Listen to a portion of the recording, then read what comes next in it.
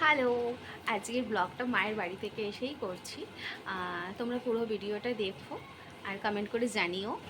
তো দেখতে থাকো পুরো ভিডিওটা। এই বৃষ্টি আমাকে মনে একদম পেছন ছাড়বে না। বৃষ্টি মানে আমার সাথেই যাবে, আমি যখনই যেখানে বেরোবো মানে বলেই দিয়েছি তুই বেরোবি তো আমি বৃষ্টি হব। তো কেন বলছি তোমরা পুরো ভিডিওটা দেখো, দেখলে বুঝতে পারবে। তো সকালে আমি ওদের রান্না করে দিয়েছি, ডাল, মাছের ঝাল, পটল আলুর তরকারি, ভাজাভুজি করেছিলাম।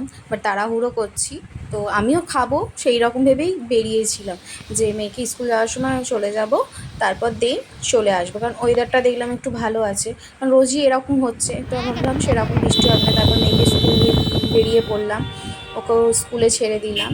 ছেড়ে দিয়ে তারপর ওইখান থেকে অটো ধরে শালকিয়ে চলে গেছি। মাকে বললাম তুমি চলে এসো। তো মায়ের সাথে হাঁটতে হাঁটতে চলে যাচ্ছি। ব্যাংকে গেছিলাম, মায়ের একটু ব্যাংকের কাজ ছিল। তো দেখো ব্যাংকে কাজ হয়ে গেছে। তারপরে মা আমি দুজনে মিলে একটুখানি ফটো তুলে নিলাম, মানে ভিডিও করে নিলাম। দেন তারপরে বেরিয়ে বৃষ্টি, যাই হোক একটু বসেছিলাম। দেখো আমাদের হরগঞ্জ বাজারে শালকিয়া জল দেখো, মিনি পুকুর যাকে বলে। তারপর মায়ের বাড়িতে এসে চান টান করে তারপর আমি খাওয়া দাওয়া করে দেন আমি ভাবলাম মায়ের ব্যাংকের কাজটা করে আমি বাড়ি চলে আসবো রিটার্ন। এত দেখলে তো হরগঞ্জ বাজারে জল জমেছে, মানে কি বলবো, কিছু বলার নেই। তো আজকের ব্লগটা কেমন লাগলো সবাই কমেন্ট করে জানিও, আর ভালো লাগলো অবশ্যই লাইক কমেন্ট শেয়ার করে দিও। Bye bye.